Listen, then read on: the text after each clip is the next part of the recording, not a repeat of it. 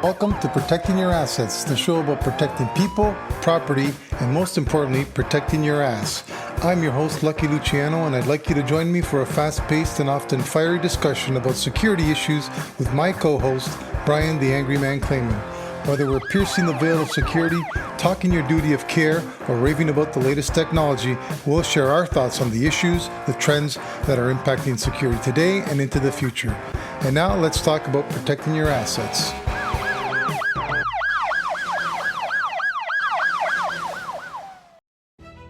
Hello, Luciano Cedrone here from Protecting Your Assets, and on today's episode on public transit and safety, we are going to have a special guest, Bill Grodzinski. Bill served 33 years with the Ontario Provincial Police, retiring as the Chief Superintendent and Commander of the OPP Highway Safety Division. Some of his experience and leadership positions over the years include professional standards, provincial communications, command, critical incident, public order command. Bill's honors include the induction as member into the Order of Merit of the Police Forces or Police Services and recipient of the Ministry of Transportation Lifetime Achievement Award for his contributions to road safety.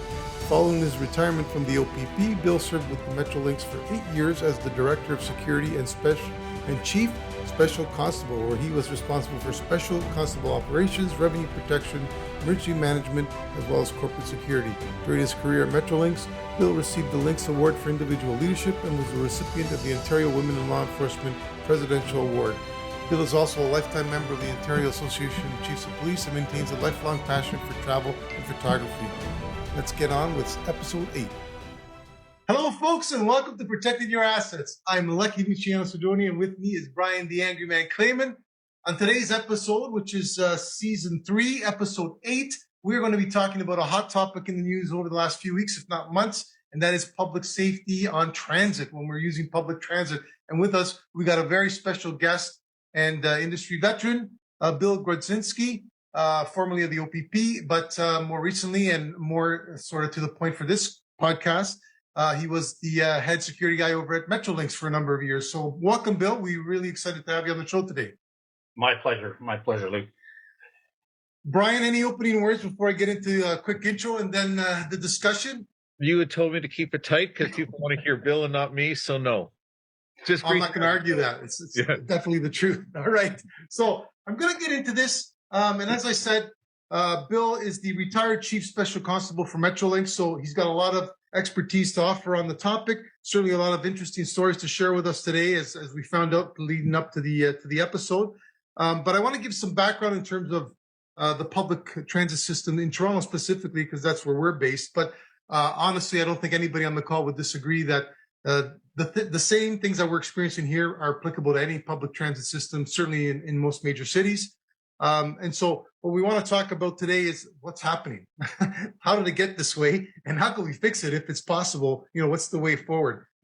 So what I want to do is to sort of give some people some numbers in terms of how big the system is, because I really didn't really appreciate how big or how many people go through the system on a daily basis, typically before COVID hit anyway. And so the TTC, for example, has been around since the 1900s. I was surprised it was that old, but I guess they're taking into account surface transit as opposed to the subways. That came along a little later, I would think. But 500,000 trips per year is what they were averaging before COVID hit. And Union Station is the busiest hub in Canada with 300,000 people going through that every day. And it's the third largest in North America. Metrolinx, comparatively, has been around since 2006, although if you trace it back to its GO Train heritage, it goes back to the 1990s or 80s, I want to say. I can't remember off the top of my head, Bill. Yeah. But one thing I found interesting, and this is off the Metrolinx site, they have 400,000 vehicles. Is that correct? Or is that a typo? 400,000 vehicles, buses, it sounds like, I guess if you include cars and trucks and all that kind of stuff.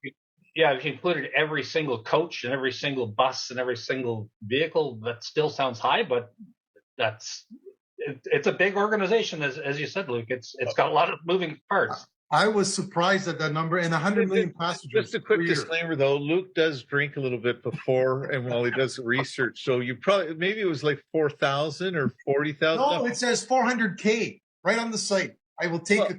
clip of it and send it Well, to you. okay. And by the way, you also said 500,000 riders a year. You mean a week or a day?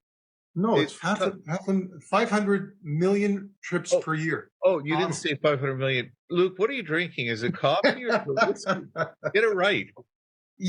I got to get back into the bourbon. Okay. All right. So listen, what we're talking about today is the rise in violence, obviously. That's just part of it. And it's interesting because, after losing 50 to 80% of their ridership over COVID, now they're desperately trying to get those riders back. And at the same time that you're trying to bring those riders back, you're experiencing all these issues that we're reading about in the newspaper. And I think about it, when I think about it, it's got to be pretty scary sitting down on those platforms. The GO train's a little different because you're out in the open, and the perception is a little different. But when you're in a subway and you see that long dark hole with the pit, and you start thinking about just standing there, minding your own business, and all of a sudden somebody just comes up and pushes you, which is what's happening. That's got to be scary, certainly for smaller people. Like, I'm a pretty big guy, and I'd be worried. I can't imagine, children and teenagers, and women who are out there at nighttime, what's going through their head with these types of things happening out there. But I also wanted to hit on one thing before I turn it over to you guys, and that is that these aren't new problems. The problems have been around, if not in Toronto, certainly in other public systems for a long time. We remember, as we were talking before the show, the Greyhound incident back in, I think it was Alberta in 2008, where a guy off his medications stabbed a student who was just sleeping and then decapitated him, unfortunately. So that was on a bus, Greyhound bus. Suicides in the Toronto TTC subway system, that's been around for years. Even when I went to university and I took it, it was already a known fact that people did that. I think that what we've seen in recent weeks and coming out of COVID is that there's been a definite shift from maybe sort of like desperation or mental illness type of incidents to actual spikes in criminal activity, addiction, people using those facilities as shelters, which creates a whole bunch of other different challenges for security, trespassing issues, mental illness obviously is a big one. So all these things are starting to come to the fore, and they're really starting to change the dynamics of what's going on in those tunnels and what's going on those buses, despite the fact that we've deployed, we hope that we've deployed 80 officers, but there hasn't really been much of a difference since they've been deployed. And, we were just talking about it, Bill, before going on the air, how you've been monitoring it over the last week since we've talked about doing the podcast, and they're continuing to happen. So, with that sort of as a backdrop, I'm going to turn over to Brian. I guess first, let's give it over to you first to say hello, and then turn over to Bill to talk a little bit about what's going on, what's been his experience, and what he has to say at this point in terms of what he's seen. Hello, everyone. The only thing I'd like to add before I give it to Bill is that there's the concept of perception versus reality. And what you perceive becomes a reality. And I just don't know if the situation is truly as bad as the perception is, or if the perception is making it worse. And Bill, over to you, really, for your comment and your thoughts. Yeah, thank you, guys. In terms of this issue, in my background, I came from the policing world, and after 33 years, I was fortunate enough to land at Metrolinx in 2012. And in terms of what I see now versus what I saw then, it is completely, it is night and day. And I'm not just speaking for Metrolinx, but even the TTC, and recognizing in 2012, and Lucas touched on this, as long as there's been urban transit, there's been issues on urban transit, and everyone's familiar with the dark days of the New York City subway back in the day, and then the work that they've done over the years to try and improve things. But certainly, the 30-second answer to what's changed, I think certainly the way things were before COVID and the way things are now are completely different. And there's a variety of reasons for that, I think, and I don't claim to be an expert on any issue. I always say I'm a practitioner, but certainly the issues that existed on whether it's TTC or YRT or OC Transpo, pick a transit agency anywhere in Ontario, there was always issues. But prior to COVID, the trains and buses are full. The stations are busy. You touched on Union Station. It's at its peak, 300,000 customers traveling through there each day. It's, as you know, it's a happening place. Even after hours, it was always a busy place. All of a sudden, you shut things down, and all the issues that were there around people with addictions, mental illness, homelessness, the criminals looking for opportunity, all of a sudden, the vast majority of people are gone, and what we're left with are much more obvious evidence of those that need assistance. And during the pandemic, I can tell you that Metrolinx, the TTC, City of Toronto Security, particularly around Union Station campus, there was enormous amounts of effort made to try and remedy the folks that were using Union Station as at one time it was the only place you could find an open washroom anywhere in the downtown core. The only place you could plug your phone in so you keep and it was the only place it could go when it was warm. So there was a lot of work done to try and deal with that. And then as we've moved through the pandemic and things have returned to quote more normal, those issues haven't gone away. And obviously, and I'm not here to rehash everything that is in the newspapers almost daily around what's happening in the TTC. The violence we're seeing here is obviously reached a level where the premier's involved, the mayor, the 80 officers being added on overtime, and there's a full court press to deal with that. But I just want to circle back and say the one thing, when I landed in Metrolinx in 2012, even though I was hired as a police officer, retired police officer, it was made crystal clear to me, Bill, you're not here to turn this into a police force. Do not want a police force. We want customer service. We want the transit safety officers providing customer service and keeping our customers comfortable and safe. So I got that. But I took a look around because this world was new to me, and I discovered something that I probably already knew. Most transit agencies in Ontario don't have police services looking after them full time. They have the local police that come when they're called. And depending where you went, TTC has special constables, much like Metrolinx did. OC Transpo has special constables. Other agencies didn't. And what you saw was each transit agency looking after their own patch with different approaches, some working more closely with police and others not wanting the police. So when we started to see the issues around the TTC, the one thing that was missing that was in existence when I arrived was a dedicated transit patrol unit of sworn police officers, Toronto Police, assigned to work the TTC. Mm-hmm. And they were there because I worked with them. And they were dedicated to the TTC. And there's a whole history. It goes back to 2010 and chief of police at the time and the chair of the police services board having this discussion about eliminating TTC special constables and replacing them with these 80 Toronto police officers. So fast forward, during the budget cuts over the last several years, the dedicated transit police agency that Toronto had gone. Ironically, it's back on overtime with the same number of officers. And you can argue, whether that's the right thing or wrong thing, but clearly something had to happen. So I'll just wrap up by saying, I know you guys use the term the good, bad, and the ugly. The good is, I think, there is now national recognition around the issues around transit, because this is not a Toronto issue. And Luke did some homework. I did the same sort of, environmental scan across Canada.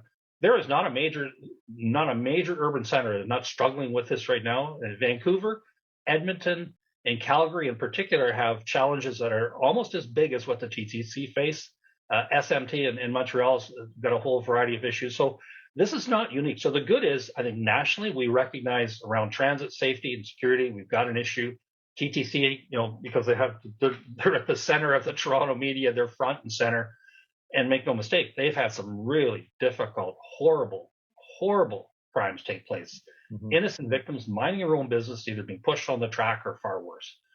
So, that's the good. The bad is, how do you deal with this? Because it's everyone knows that crime is not solved by adding more cops, not in the long term. There's all kinds of theories around, what causes criminality. And if you've got an issue like we do in the TTC right now, clearly, throwing more uniforms at it, throwing more police resources is a short-term fix. But ultimately, you need to get to the root of addictions, homelessness, mental illness, getting the customers back on the trains and into the stations. Those 300,000 customers were in Union Station every day. Things may not be quite as bad because there's more eyes, there's more people around, and I think you touched on it. If you're alone on a dark platform or a dark tunnel, and Metrolinx has lots of dark tunnels too, you immediately don't feel as safe. But if you're part of that herd of 2,000 people getting off the train, and there's one person in the tunnel that's doing something that would make you uncomfortable by yourself, when you're surrounded by all those other people, you're more comfortable. So this is a big issue, and it needs big answers, and it needs more than just throwing more cops at the issue.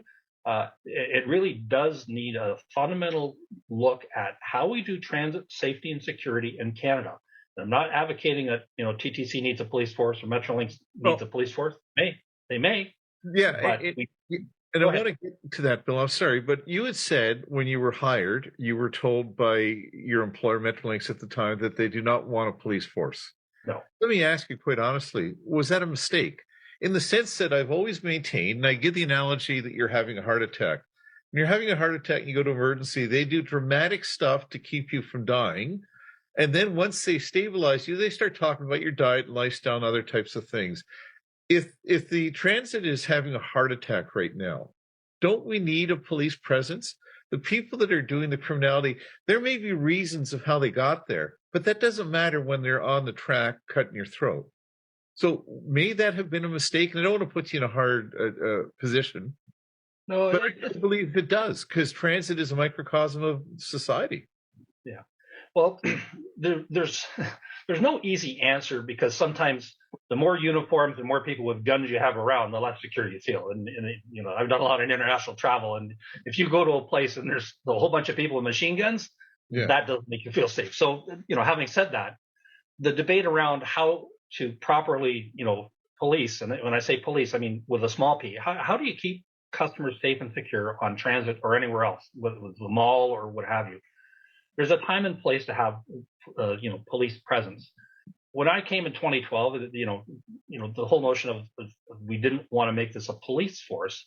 You have to sort of peel that back and say, well, what about policing do you not like? The fact that good police services have strong customer focus, have good community relations, have phenomenal leadership.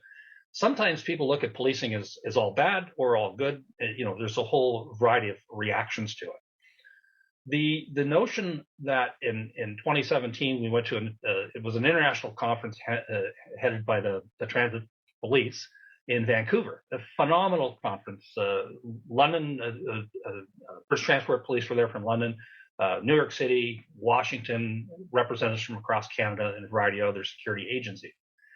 And where I'm going with this, the Ontario folks, all the special constable chiefs or security leads, we're sitting at a table in this room full of people, and we're hearing about transit policing and capital P with the police badge and all the accoutrements of policing, and going, is this something we should be pursuing in Ontario? And it was always a discussion about how best to do this, recognizing each of our cultures was different. And I think that is part of the issue as well, is each transit agency has a different culture, a different perspective, and a different approach and a different budget on how to do this. So this is a long-winded way of saying, I think there has to be a very thoughtful discussion and debate about what Vancouver did in establishing a transit police force service, whatever you want to call it, but it's the police. And I follow them on Twitter, and they've got all the programs that the OPP and Toronto Police do. And from what I see, they're focused on customer service and keeping people safe. And they were created because they serve, a large geographic area that has a whole variety of different communities. And we had the same conversation back in 2017 at the table. Well, if Vancouver's doing this, why doesn't, and it wasn't about just whether TTC does it or Metrolinx does it. What about an integrated police service that would service Mississauga, Brampton, Metrolinx, TTC, the whole GTHA? And, you have that conversation with some of the bosses, we had back then, and they looked at you like, this is crazy talk. And, even though I come from a policing background, I still don't advocate the solution to this, create the TTC police service or the Metrolinx police service. But I think we fundamentally need it. There needs to be, and I saw this as not Bill Grodzinski's original idea. I've got the date, and it came out of Calgary, Edmonton, talking about a national summit on transit safety and security for Canada. Mhm. and how best to do this for Canada, because it's not just a TTC issue. So I think fundamentally there needs to be a broad stroke, and not, this, 6-month study with a whole bunch of recommendations going to shelf and never, but some quick actions that can be done immediately to try and put the finger in the dike of some of the issues. And some of them have been tried around addictions and homelessness at Union Station. As I mentioned, there's a program called Streets to Home in Toronto, and we had a variety of people working back at the beginning of the pandemic. Little known fact, and this wasn't Bill Grodzinski doing this, was special constables of Metrolinx recognizing there's a problem with people living in the benches at Union Station. And what did they do? Did they arrest them, put them in handcuffs? No, they said, do you need some fresh socks? Do you need some deodorant? They had kits. These constables figured out these folks needed toothbrushes and deodorant and fresh socks and underwear, and they were collecting them and buying them on their own money. And we heard they were doing that. Phil Verster, the CEO of Metrolinx, says, wow, can we, do more? And we looked at a variety of different things, including tent cities and some very non-traditional thinking. But like everything else, it gets really complex really fast because, there's so many fingers in the pie around Union Station. Yeah. I have it up on my screen here, and I won't go through it right now, but I just looked at how many stakeholders are involved in keeping people safe and secure around Union Station. And it's a 2-page list. So this I'm doing what I do. I talk too much sometimes. Yeah, no, it's not a problem. I just want to jump in and add up to that because, sorry, I didn't want to cut you off. Did you have something? No. Did you want to put your point? No, I'm just saying that this is an important issue, that this is the time, now is the time to say, what do we, this is so there's a poster behind me, and it says the leader's job is to look into the future and see the organization not as it is, but as it can become. I think leaders, not just security leaders, but I think transit leaders, the CEO of the TTC and Phil Verster, who I know quite well from Metrolinx, this is the time for them to come together and say, okay, what can we do? And how can we do it so that 10 years from now, the TTC is the safest place in Toronto? If you want to be safe, you go to the TTC or a Metrolinx station, pick one. These are the oasis of so the whole notion of safe space, how to do it, and how does a transit agency become involved in societal issues that are causing the root causes of the impact to our customers. That's exactly where I wanted to jump in and highlight, because you've done, Brian's question was about the policing aspect, and you've done a lot of, comments about what transit can do to better secure their operations. But this issue, I think, it cannot be solved just by transit, and developing that customer service. As good as it is, it's a much bigger issue. To me, it's sort of like, society's failures have dumped all their social issues on police. And this is similar to that. Like all of our failures in terms of housing and taking care of the mentally ill, well, where are they going to go to? There's a nice bus down the street. There's a nice subway station I can get shelter at. So, and it starts conjuring up images of places like New York City, where, you talked about earlier, where there's people living in abandoned tunnels and things like that. Like it's not an ideal solution. Even though you may have the best customer service, police service on that transit system, society has to step up and engage with you to make those problems go away. Yeah, absolutely. And it ties into some of the other things we're seeing around, from looking at the states, and the simplest way of calling them, the red-blue issues. So this whole polarization and the inability to have a conversation. Everything has to be yelling at each other. And on this issue, it's so easy to point at, pick one, point at the Toronto Police or point at the Special Constable program in TTC. They're not going to solve this. And so that's why I'm saying this issue is broader than, safety on a platform in the TTC. It's about what kind of city does the city of Toronto want to be. There are article in the media, as I was reading through some of the things around safety in the city right now, but the whole notion that as a society, they talked about Toronto the good, and that we're all yelling at each other, and you got to be so careful. This case, the guy walking with his dog in Schaumburg was this quiet little burb, and he whatever he did to the car that was speeding by, they shot him like not once, like freaking a dozen times, like holy jumping, like so. I think we all, as a country, as a society, and as as people in, I would say, in leadership positions, because we're all leaders. Every single person. And I always used to say it's not about the rank on your shoulder. It's leadership without rank. And I think that, the leaders that have a responsibility around this, and I think that's all of us. We need to do better, and we need to be coming up with some solutions, and coming up with some quick fixes, and putting uniformed police officers on the platform is a quick fix. Luke, you touched on it. Reading some of the commentary around that, has it made it better? Well, I don't know, but the one thing I will say, and I want this front and center because I wanted to get this out right in the beginning, is I'm not an expert around the special constable program. I came into it late in my life. I became a special constable, which I was very proud of. But I wanted to say I've had an opportunity to interact with a lot of the folks running safety and security for transit, not just in Toronto, but up in Ottawa with Jim Babe, who recently retired there. But the TTC Special Constable program, and if you Google it, there's a whole bunch of stuff, good, bad, and otherwise. But I've interacted with significant numbers of the people that wear the uniform as a special constable and has TTC, and they are good people. Yeah. They are dedicated. They have been heroic. The Yonge Street van attack, they were first on the scene. They did first aid. They comforted victims. As the people that wear the uniform, looking after TTC, and I'm not saying some aren't better than others, or as we always say, the top 5%, the bottom 5%, everyone in the middle. They have a good service, and so don't put this on the special constable program. Don't put this on the people in charge of TTC, because I know they're good and they're dedicated. And there's been as I've alluded to earlier, there's been a series of chief special constables come and go, but there was a term that Metrolinx special constables used, and they came up with it themselves and are very proud of it. They call themselves the silverbacks.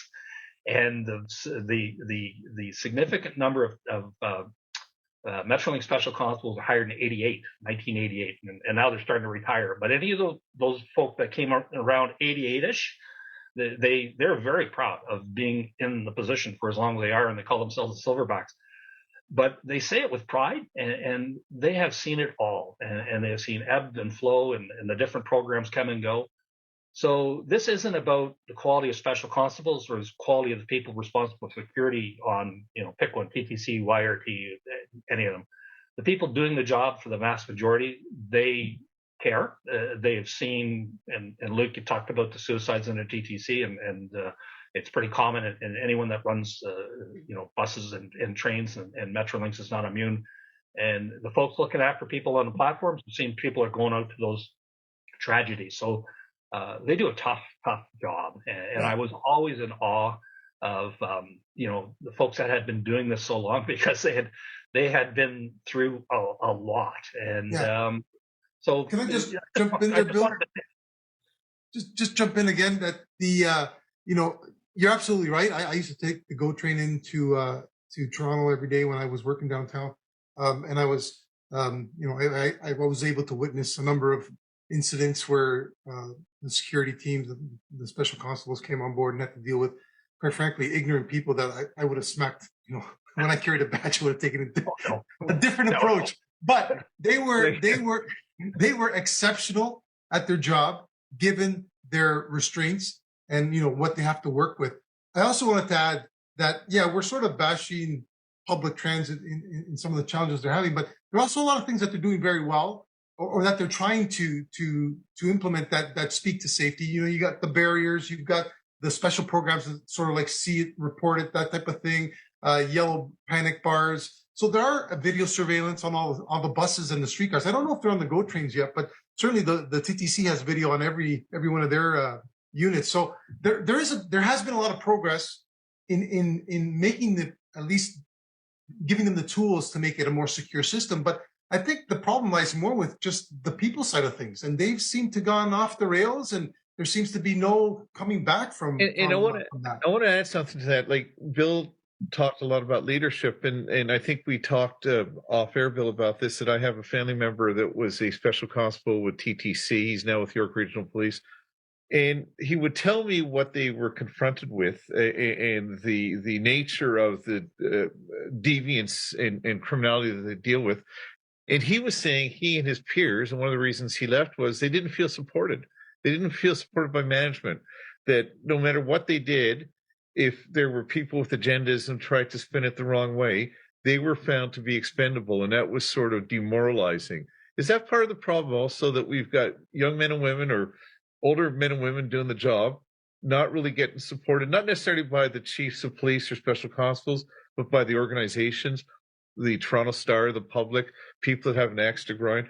Like, I know with security guards, they're always on the short end of the stick. And they're the ones, especially at the big office towers downtown, you've got some big entitled tenant that doesn't like the fact that the security guard didn't say good morning to them, makes a complaint, and next thing that security guard is disciplined type thing. Is that part of the problem? Yeah. So I think you've touched on something. So when people say we don't want the police, well, layer that back a bit. What do the police have? Legislation, oversight, statutory obligations, police services boards, enormous amounts of oversight and control and rules and regulations, code of conduct, and very, very, standardized kind of structures. In terms of transit security, transit, special constables, whatever label it is, they're different in every organization. And then what happens, and I'll speak to Metrolinx, I'm more familiar with it, but so they're called customer protection officers now. They were called transit safety officers. They were called special constables, transit enforcement officers. Over the years, the folks at Metrolinx have been reorganized more times than I can count. Even the time from 2012 till when I retired in 2021, we went through two major reorgs. They reorged again once I left, and they moved from different org. So when I was hired, we were in customer service, and we moved from customer service to security and safety, and then we moved from safety and security to operations, and now they're back. So what ends up happening, it's just a whole variety of things that move the expectations around. And when I arrived, I did that thing that you're supposed to do, and it's not my first rodeo. So I sat down and I talked to a lot of the senior officers when I arrived at Metrolinx. I said, what's the deal? And what's the history, and just trying to get a lay of the land. And the one fellow, and he was one of the union reps, and I respect him enormously because he did good work. But he basically said, Bill, directors, they come and go. You'll come and go too. Like, we've seen, I don't know, and he didn't have the exact number, but he said, you all come in with your different programs. You want to change this and do this, and then you go, and then someone else comes in and does it over again. It changes everything back. So what you're seeing is a cycle, and it's not just the TTC, and it's not just Metrolinx. I'm sure it's in most organizations. It isn't policing. The commissioners change, the chiefs change, but when they change, and make no mistake, new commissioner, new chief will change things, but fundamentally, overall, the landscape doesn't turn upside down. There was a term that was used before I got to Metrolinx, and it was called break glass when needed. And it was the way the special constables felt over the years, is that when they were needed, they broke the glass, brought them out, used them, and then, we don't want to scare the customers. We're going to put you back away.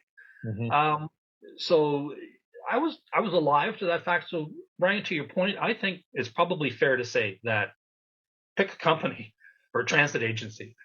If you were doing security in transit for 20 years, you've probably seen X number of changes and new bosses. And I think, honestly, and I know if you talk to some of my people, they'd say the same thing about Bill Grodzinski. He didn't support me. Well, it's tough when you're in a transit agency where security is a cost center, and yeah, you're important, but so is running the buses and doing all the other things. So the people running, the top layer of a transit company, their number one issue isn't security and what Bill's doing. It's about, on-time performance. It's about safety. It's about customers, and it's a fare box. And so where I'm going with this is sometimes the people doing the job, the rank and file looking after security for a transit company, are looking up going, really? You changed it again? And more importantly, and to your point, I do want to finish this off, because in policing, if Bill Grodzinski makes a bad arrest and there's a complaint, I know what's going to happen to me. There's legislation that requires the investigation to be done, 30-day reports, goes to the Office of Police Complaint Commissioner, whatever they call it today. But there's a very, very regimented way of doing things. You've touched on it, Brian, whether it's security or special there's not a regimented way of doing things. Yeah. There's a variety of different ways, and it changes from boss to boss. Now, I know that Metrolinx has made significant strides to try and improve the process around basically accountability framework for their program. And I think ultimately, the broader kind of conversation, maybe it goes to that summit I was talking about earlier, it's about a framework for accountability around not just special constables, but it's the guard and security business as well, because this better than I do. But at the end of the day, there's no standards for training, for hiring, for uniform, for equipment. Government of Ontario, this is another, one of the summit things that, basically the ministry that I knew changed names several times, but basically what was the Ministry of Correctional Services, Solicitor General Correctional Services, whatever it's being called today, has been studying the Special Constable program since before Bill Grodzinski got hired in 2012. And we had a whole series of different consultations around what I just talked about: hiring standards, training standards, uniform standards, helping the public understand what a special constable is, what they can and can't do. That needs to be a priority. And there's an organization called the Ontario Special Constable Association. They have done good work. They've got a lot of attention. They tend to look at things. My criticism of them, and as much as I respected what they did, it was more of a frontline approach rather than like the OACP, the Ontario Associated Chiefs of Police. And there needs to be both. There needs to be an understanding what the bosses need and what the rank and file need. And I think overall there's a lot of overlap. So that's a long-winded way of saying, yeah, I get it, Brian, that your nephew wouldn't feel supported, because I think if you ask that same question of any special constable or any security guard or any person that's working in a place where the rules change depending on, whether you're working for customer service today or safety security or operations tomorrow, the game changes, and it's on the folks on the front line. You said it really well about the difference between the police and transit special constables or safety officers. The police, no matter who the chief is, no matter who the inspector or superintendent is, there's rules that are consistent, okay? So everyone knows the lay of the land. You talk about the regulations, the police service board, the oversight mechanisms. I think that's what's lacking in transit safety, because when you have a agency like a special constable group or a security group reporting to a lay committee, the business, it's at the whim of the business, because that keeps changing. Would it not be an idea to create a services board, police services board, or special constable services board, or have your officers are under the authority of the Ontario Provincial Police, I believe, TTC and the Toronto Police. Well, why aren't they accountable to that service board and not the CEO that may not understand security, safety, or policing? Yeah, it's a fair question, Brian, and I think ultimately that's something the ministry has to establish is the overarching framework of how we manage these entities, because the other issue is the bosses are saying we don't want a police force, but when you look at the average special constable, body armor, use of force equipment, powers of arrest, and I know that scares some of the people in charge. But having said that, there's a good reason that program's in place, and I think overall. This predates me, but back whenever it was in the 80s, somebody in Go Transit thought, what do I need to do? Do I need special constables? One of the best things they ever did was make that decision. And the irony of it is, the special constables appointed for Metrolinx are appointed by the commissioner of the OPP. The one police service, for the most part, we never had any interactions with, but the reason is one of the challenges of working at Metrolinx. It's multiple police jurisdictions. If you count RCMP, the OPP, and everyone else, you're approaching 14 or 15 different police agencies that you're interacting with across. So having one kind of framework for a special constable for Metrolinx and TTC and so on and so forth would help the policing community understand what they're dealing with. Because frankly, there was many times where our team would get to the scene of something, pick one. It was a fatality or a collision or whatever, or an incident in one of our stations. and the local police are looking at you going, who are you and what are you doing? And, special constable, what's that? So we worked hard, really to try and, establish a better understanding of who we were to our customers and the broader community, and that included the local police.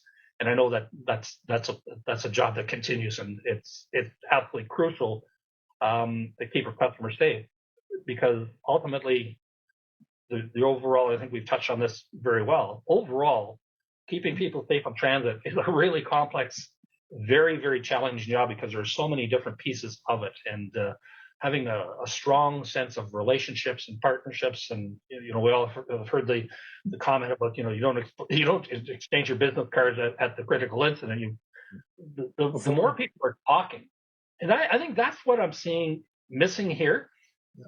And I apologize in advance if someone in the Ontario government or the City of Toronto has already got a summit set up. You're going to invite all the different players. But to me, this is a no-brainer. Transport Canada, one of the agencies we used to interact with, Transport Canada did something really, really well. And that was at least once, sometimes twice a year, they would get all the players. And it wasn't just transit, but anyone that had surface and infrastructure responsibility, so bridges and some of the tunnels. They would bring these people in, and you'd get a full day lay of the land of security challenges, some of the risks. They have some top-notch players. But what it did, it got you in the room with people that you wouldn't normally talk to, so that, if something happens.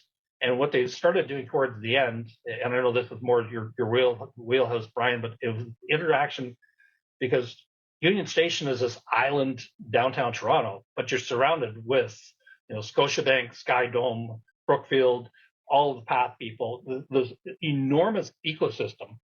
And for the most part, all the people in charge of those disparate pieces were really, really busy and didn't talk to each other. Yep. And this is absolutely crucial. You want to see it solve some of the issues around Union Station.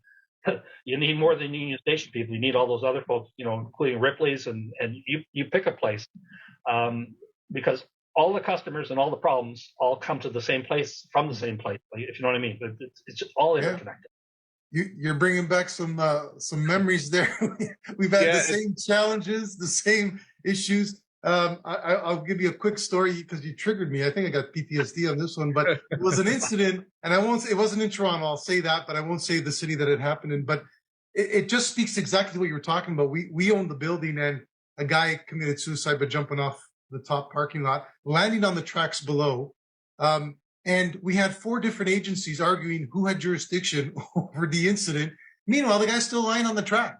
Like, no one took ownership, and, the media starting to show up, and it just became a real, disaster in terms of what it looked like. Thankfully, it wasn't a major story in that sense that it got a lot of press, but I just sat there going, this is so wrong. Like, there's got to be a better way to integrate all these stakeholders and have them talk to each other before the incident happens, not start debating about it at the time. And, to add to that, Luke and I were very active downtown in that community you talked about around Union Station. We worked really, really hard to try and build consensus. And I think we had some successes. But I got to tell you, the success we enjoyed was not institutionalized success. It was the relationships that were developed with police commanders, security directors. But we were never successful to create that legacy where it became the way business was done. It became part of the Toronto Police way of doing things, the Metrolinx way of doing things, the security company ways of doing things. It was just incredibly frustrating because smart people know the answer, but there's so many obstacles to be putting it together. So we understand exactly what you say with the challenges you faced in transit safety. Yeah. It's funny, we're having this conversation, but back when the RCMP arrested the 2 fellows for the plot against the VIA. Yeah, Montreal, yeah. And so it was Transport Canada sent an alert out right across the country. It was a teleconference. And where I'm going with this is no one knew who to talk to at Go Transit, because the guy that I replaced retired. They didn't know my name. It was a real. And when I realized they didn't even know who to call, obviously the alarm bells went off. So we went to extraordinary efforts to build relationships with all the key players, and I won't name them all here, but you know who I'm talking about. And so when Aaron Driver shows up and he wants to come down to Union Station, according to Ralph Goodale, because it's never been absolutely confirmed, Union was his target. But make no mistake, when that situation happened, they knew to call. And, we were on first name basis and things were completely different. And where I'm going with that is one of my goals before I retire was to your point, Brian, institutionalize that, Yes. And I can tell you, I heard recently that's not the case. And if that's not the case, I'm deeply disappointed because we spent a lot of time and effort to do that. So I think this goes back to what, whether it's Transport Canada doing it or other agencies, City of Toronto, institutionalizing a formal way of making sure the key players are always in the room together. And it comes and goes. There was times where the City of Toronto, due to some of the issues, there was a time we were doing joint incident management training, IMS 200, and we have TTC in the room and Union Station Security and our team, and it was magnificent. But it tended to be one and done. Yeah. And that can't be the case. It has to be, mandatory. It's like, if it's not mandatory, as I say, if it's not measured, it doesn't get done. Well, some of this stuff should be, this goes back to policing. The policing has accountability standards, and there's a requirement of police service to have certain things. There's no requirement from a government perspective of a transit agency to have security that meets 1, 2, 3, 3, like the adequacy standards in policing. So everything policing does isn't wrong or bad. And this is why when you hear, I don't want a police force. Well, hang on. What do you really want? What do you not want?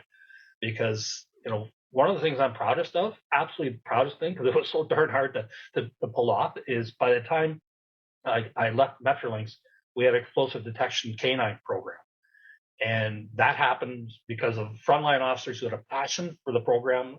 It happened because we had support from the top. It happened because the Toronto Police Service bent over backwards to help us get it off the ground. And there was always this concern about, oh my goodness, the dogs are going to scare the customers. Yeah. Well, we rolled those dogs out the first day, and there was more media at the Union Station and Dash, the floppy-eared, beautiful dog. People were loving it. And even the pointy-eared dogs that people were concerned about, they weren't concerned because people were actually reassured by having the dogs present rather than being scared of a dog. So there were some things we did that were policey that were enormously successful.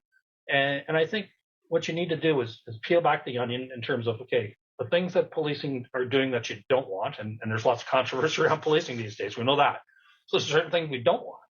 But there's many things that policing are doing really well. There's a phenomenal number of fantastic police leaders are doing good work.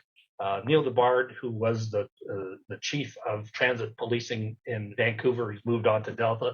Yeah. If you look at what he does, and he's just recently come up with a program to deal with police misconduct, which is it's beyond magnificent. Blue Line magazine just had an article on it. It fundamentally institutionalized, to take your term, Brian, institutionalize a requirement for police officers to take action where things are going awry. And then there's other things involved. It's a framework. It's magnificent. I think we need the same sort of framework for security and safety and transit policing. I agree. We mentioned the Aaron Driver incident years ago.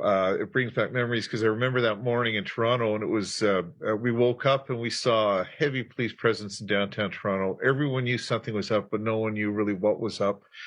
We in the buildings and the towers, it's estimated there's 250,000 people in those bank towers that if something happens that are going to hit the street.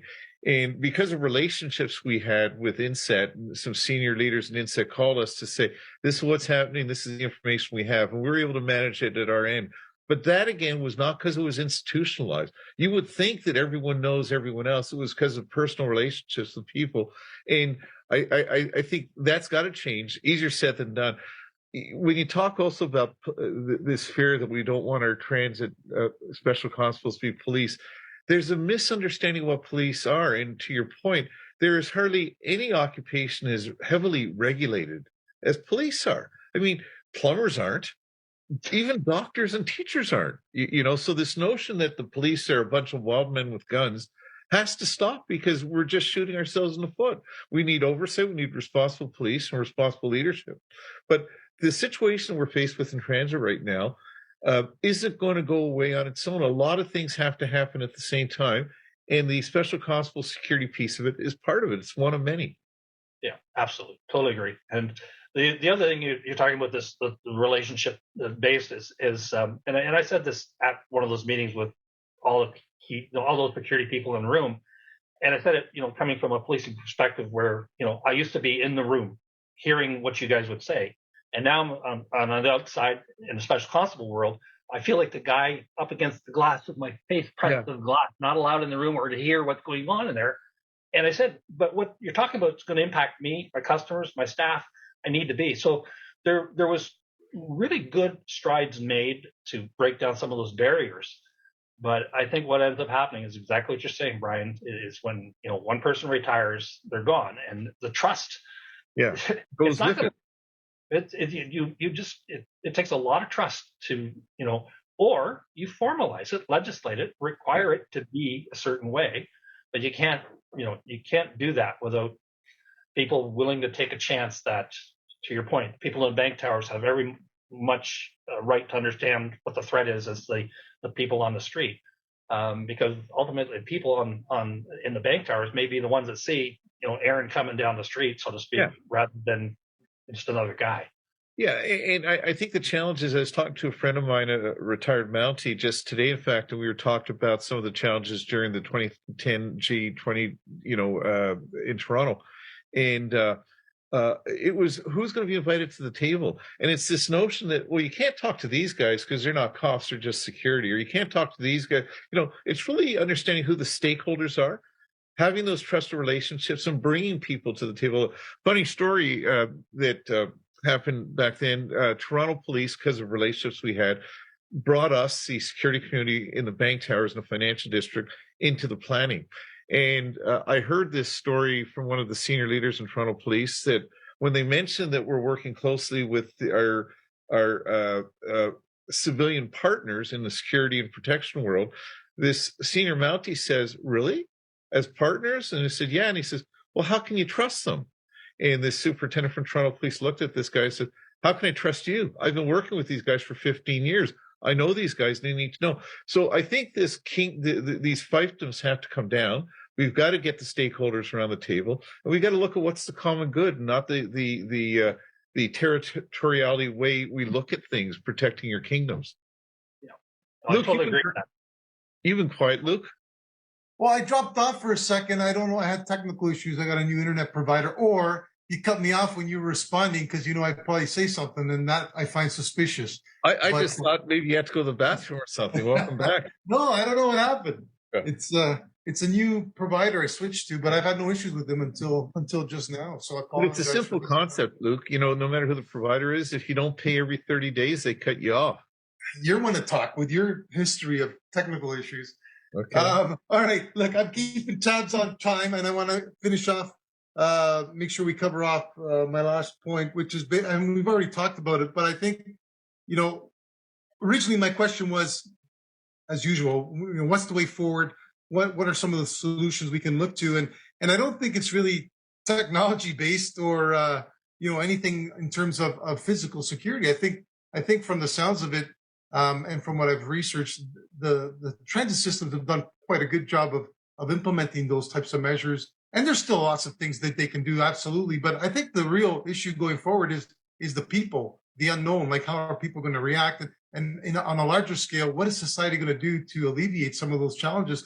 I think on two levels. First of all, there's the issue or the failure of social supports that's created some of the challenges in terms of mental illness and distress. But on the other side of it, on the law enforcement side of it, there's no punishment. There's no, people just don't care anymore. And that, I think, is a problem too, especially with the younger people on those systems. You see them jumping turnstiles. They know there's no repercussions, right? They're assaulting people. They know they're going to get a slap on the wrist. So I think that's another part of the problem that needs to be fixed before we can start really making the system more safe for everybody.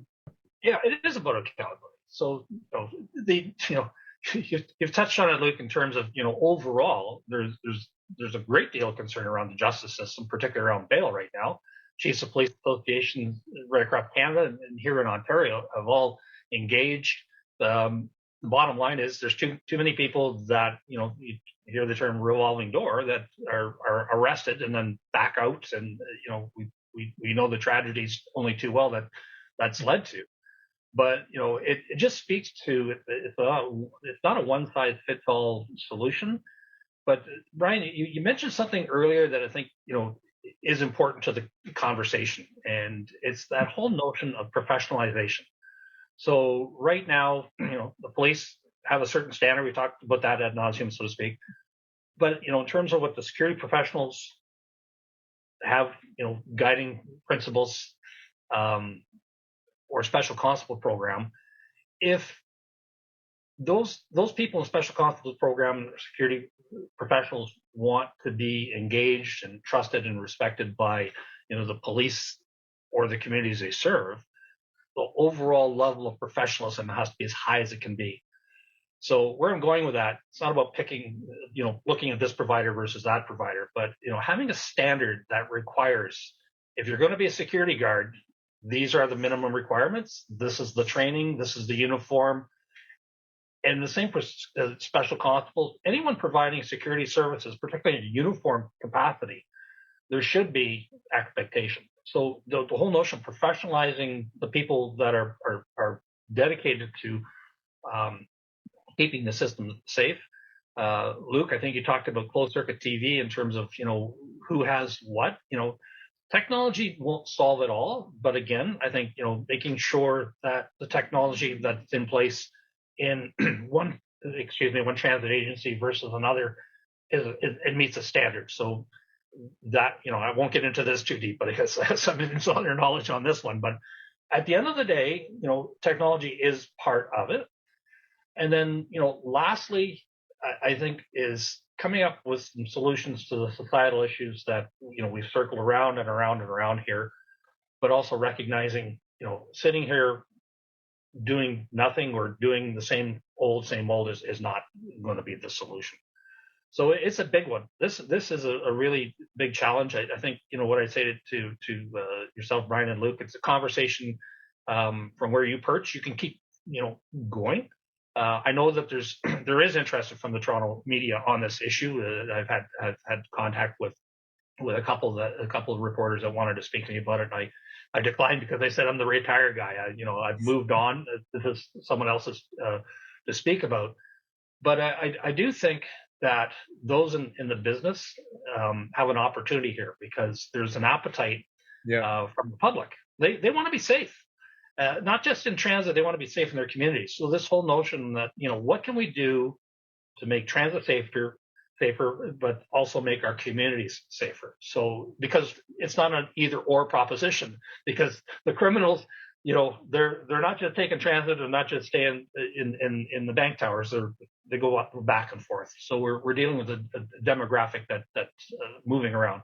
So it's a long-winded way of saying I think there's lots of work to be done. I commend you as individuals who are security leaders. And having provided an opportunity to get my thoughts, because this is a conversation that honestly I haven't had a lot of time to think about it since I've retired. Because I have moved on, but it's doing a little bit of research and doing a little bit of conversation I've had with different people around this topic. There's a real appetite to do better. Well, and it's akin to surfing. You can't surf if the waves aren't there, and you can't surf if you don't have the right type of waves. But when you have the right type of waves, that's the time you could surf and have a great time. This is a great time now to make changes because you're right. The public are talking about it. It's in the news. Okay. So we need visionary leaders to step forward to take advantage of the situation because once it's no longer in the news, we've lost the opportunity until the next time it's back in the news. And a friend of mine says nothing helps the security budget like a good terrorist attack. And you don't want to have to wait for something terrible to happen before you start fixing the things that we need to protect us. Yeah. You said it's a good time, but we're out of time. And I think that's a good place to end it. I think, Bill, you summarized it well, and Brian, adding your comments at the end there. There's a lot of work to do. It's a very complex issue. It's not just about hopping on a train or a bus and making that process secure. It's a societal issue as you hit on. But I think, if people don't talk about it, then it doesn't get fixed. At least we're talking about it. We're certainly trying to spur the conversation with some other people that we know And to your point, if we just spin our wheels, the definition of insanity, right? Just keep doing the same thing and nothing's changing. Has to change. We got to figure it out. But for myself, I thank you for joining us today. I really found the conversation interesting. Great to hear from someone who's actually been there, experienced it, has some valuable experience to share with our listeners. And so with that, I'm going to turn over to Brian and yourself for some closing comments, and we're signing off.